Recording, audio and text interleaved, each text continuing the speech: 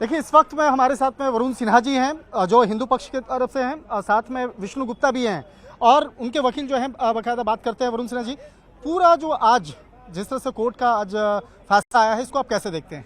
देखिए, सर्वप्रथम तो मैं कहूं कि जो विष्णु गुप्ता हिंदू सेना के राष्ट्रीय अध्यक्ष, उनकी भी याचिका थी और साथ ही साथ सतीश अग्रवाल जो हिंदू महासभा के भूतपूर्व उपाध्यक्ष, उनकी भी याचिका थी। आज का जो माननीय सर्वोच्च न्यायालय का अंतरिम आदेश है वह स्वागत योग्य है। आज माननीय सर्वोच्च न्यायालय ने दोनों पक्ष के हितों को ध्यान में रखते हुए अंतरिम राहत दिया है।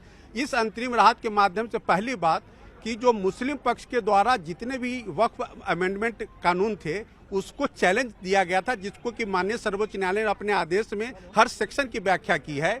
सेक्शन 3R से लेकर के सेक्शन 24 तक का उन्होंने व्याख्या किया है, लेकिन उस पर किसी भी तरह का अंतरिम राहत मुस्लिम पक्ष को नहीं दिया गया है, यानी कि वो सारे अमेंडमेंट जो है वो लागू होंगे।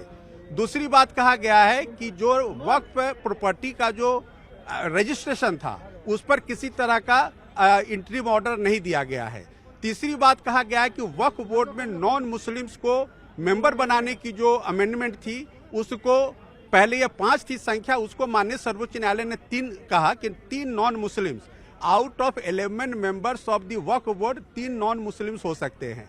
चौथी बात माननीय सर्वोच्च न्यायालय ने कहा कि पहले रेवेन्यू ऑफिसर के रिपोर्ट के आधार पर कलेक्टर जो वक्फ की प्रॉपर्टी को इलीगल घोषित करके उसको पोजीशन ले सकता था सरकार के पक्ष में, उसके लिए माननीय सर्वोच्च न्यायालय ने आज कहा कि सेपरेशन ऑफ पावर के आधार पर कोई भी टाइटल राइट, टाइटल इलीगलिटी ये कानून के प्रक्रिया के हिसाब से होना, अदालतों के द्वारा होना चाहिए। इसलिए कहा है कि ट्राइब्यूनल और हाई कोर्ट ही प्रक्रिया का पालन करके इलीगल, अनऑथराइज्ड या गैर कानूनी वक्फ डिक्लेयर कर सकती है, तब सरकार उसको अपने पोजीशन में ले सकती है।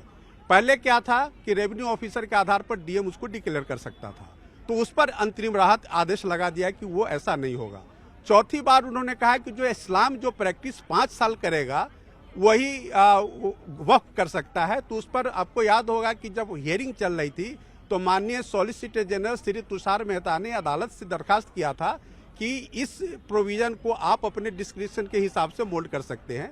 उसी आधार पर आया कि जो 5 साल का प्रोविजन था इस्लामिक लॉ प्रैक्टिस का, उसको स्टे कर दिया गया। वरुण सर, मैं ये भी समझना चाहता हूँ, आम बोलचाल की भाषा में आपसे समझना चाहता हूँ, बहुत सारी ऐसी प्रॉपर्टी जो सरकारी प्रॉपर्टी थी लेकिन वक्फ बोर्ड के द्वारा उसको कब्जा कर लिया गया जैसा आरोप लगता है, तो अब उस मामले पर सुनवाई कैसे होगी? क्या उसको किस तरह से लिया जा सकता है या नहीं लिया जा सकता है, इसको आप कैसे? देखिए, माननीय सर्वोच्च न्यायालय ने आज कहा है कि अगर गवर्नमेंट प्रॉपर्टी को वक्फ ने ले लिया है तो आप कानूनी प्रक्रिया यानी कि वक्फ एक्ट के तहत और अमेंडमेंट एक्ट के तहत जो प्रोविजन आपने बनाया है उस वक्फ को इलीगल डिक्लेयर करने का, उसका पालना करते हुए आप उसका पोजीशन ले सकते हैं।